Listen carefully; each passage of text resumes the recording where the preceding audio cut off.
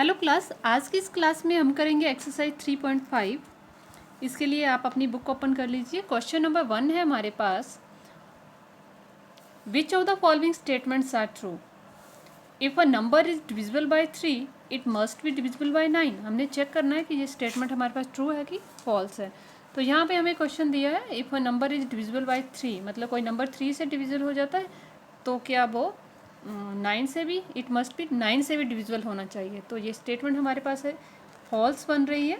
कैसे फॉल्स बन रही है ये हम प्रूव करके यहाँ दिखाएंगे। मैं एग्जाम्पल के तौर पे यहाँ पे ले रही हूँ 24। अभी आपको पता है 24 थ्री 8 जा कितने होते हैं 24, मीन्स जो 24 है वो 3 से डिविजिबल है। अब हम चेक करेंगे कि ये 9 से भी डिविजिबल होता है। तो 9 2 ज़ा 18 एंड 9 3 ज़ा 24। तो हमें इतना पता कि 9 के टेबल में क्या 24 नहीं आते हैं। तो वी कैन से डैट, तो 9 से 24 डिविजिबल नहीं है। तो इट्स मीन ये स्टेटमेंट हमारे पास क्या हुई, फॉल्स हुई। कि यदि एक नंबर 3 से डिविजिबल हो जाता है तो ये ज़रूरी नहीं है कि वो 9 से भी डिविजिबल हो। मूव करते हैं नेक्स्ट क्वेश्चन की ओर। नेक्स्ट क्वेश्चन है हमारे पास, if a number is divisible by 9 it must be divisible by 3। मतलब कोई नंबर यदि 9 से डिविजिबल हो जाता है तो वो 3 से भी डिविजिबल हो जाएगा। तो हम यहाँ एग्जाम्पल के तौर पे एक नंबर ले लेते हैं। सपोज मैंने यहाँ पे लिया 27। अब आपको पता है 9 3 जा कितने होते हैं, 9 3 जा 27, मीन्स 9 से 27 डिविजिबल हो जाता है, डिवाइड हो जाता है। तो अभी हम चेक करते हैं कि 3 के टेबल में 27 आता है। 3 9 जा कितने होंगे 27। तो वी कैन से डैट जो 27 है वो 3 और 9 बोथ से डिविजिबल हो जाएगा। तो मीन्स ये जो हमारे पास बी पार्ट है ये क्या है, ट्रू है। ये स्टेटमेंट जो हमें दी है कि if a number is divisible by 9 it must be divisible by 3, true. अभी मूव करते हैं नेक्स्ट क्वेश्चन सी पार्ट की ओर। सी पार्ट है हमारे पास, सी पार्ट दिया हुआ है, if a number is divisible bye 18। क्या है, कोई नंबर जो है 18 से डिविजिबल है, it must be divisible by both 3 and 6। तो हम कोई नंबर ले लेते हैं जो क्या है 3 और 6 से भी डिविजिबल हो जाएगा। तो हम यहाँ एग्जाम्पल पे तौर पे यहाँ पे मैं एक नंबर ले रही हूँ 30। अब यदि हम यहाँ पे सॉल्व करके देखें तो 3 10 जा क्या होते हैं, 3 10 जा 30 एंड 6 5 जा क्या होते हैं 30। तो मीन्स जो 30 है वो 3 से भी डिविजिबल है बट और 6 से भी है, बट वो 18 2 जा क्या होते हैं 36, बट वो 18 से डिविजिबल नहीं है। तो मीन्स जो हमारे पास सी पार्ट है इसकी जो स्टेटमेंट है हमारे पास वो भी क्या है, फॉल्स है। तो ये आपने अच्छे ढंग से समझ लेना है, जो सी पार्ट है वो भी हमारे पास स्टेटमेंट क्या है, फॉल्स है। मूव करते हैं नेक्स्ट पार्ट की ओर।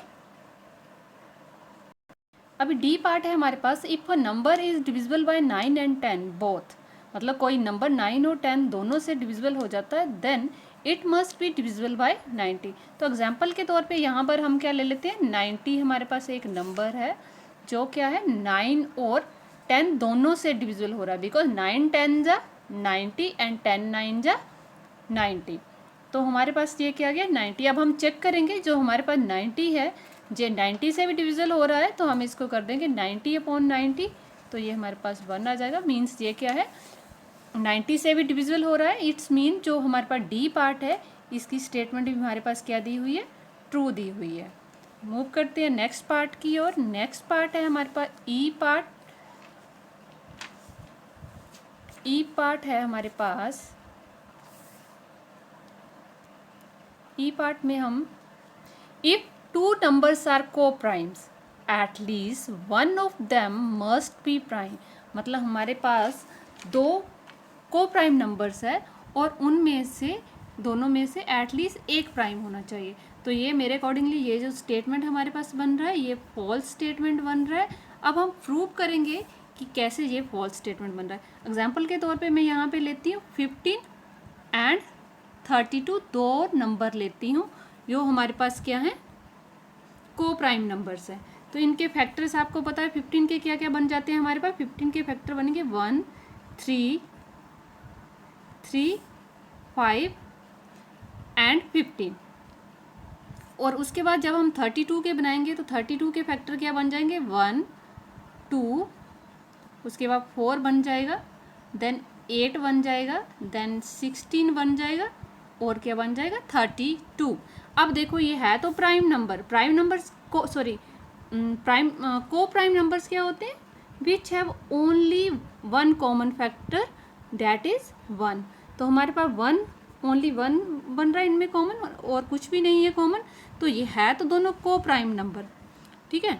कॉमन फैक्टर इसमें क्या है, 1। तो यहाँ पर हम कह सकते हैं 15 एंड 32 आर को prime and also composite number. ये कॉम्पोजिट भी है और को प्राइम भी है। तो ये हमारे पास जो स्टेटमेंट इन्होंने दिया हुआ है ये हमारे पास क्या है, फॉल्स स्टेटमेंट है। यहाँ पे ई पार्ट को हम लिख देंगे फॉल्स है, बिकॉज इसमें हमें उन्होंने क्या किया था, इफ़ 2 नंबर्स आर को primes at least one of them must be prime. ऐसा नहीं हो सकता है, दोनों को कॉम्पोजिट नंबर भी हो सकते हैं और प्राइम नंबर भी हो सकता है। इट्स मीन ये स्टेटमेंट जो है फॉल्स है। मूव करते हैं एफ पार्ट की ओर। हमारे पास एफ पार्ट है, एफ पार्ट में दिया है all numbers which are divisible by 4 must also be divisible by 8। हमने डिविजिबिलिटी रूल किए थे, उसमें हमने 4 के लिए डिविजिबिलिटी टेस्ट कैसे किया था, लास्ट के 2 नंबर के जो लास्ट के 2 नंबर है वो क्या होने चाहिए, डिविजिबल होने चाहिए 4 से, तो वो नंबर उससे डिविजिबल हो जाता है। जबकि 8 के लिए क्या रूल फॉलो किया था, लास्ट के 3 नंबर जो है डिवाइड होने चाहिए 8 से। तो ये भी हमारे पास क्या है, फॉल्स स्टेटमेंट दी हुई है। मतलब कि एक नंबर यदि 4 से डिवाइड हो जाता है, ये ज़रूरी नहीं है कि वो 8 से भी डिवाइड हो जाए। फॉर एग्जाम्पल मैं एग्जाम्पल के तौर पे यहाँ पे क्या ले लेती है, 12। अब 4 3 जा क्या होते हैं, 12, 4 3 जा 12 होते हैं, बट 8 के टेबल में 12 नहीं आता है। तो मीन्स ये स्टेटमेंट हमारे पास क्या दी हुई है, फॉल्स दी हुई है। मूव करते हैं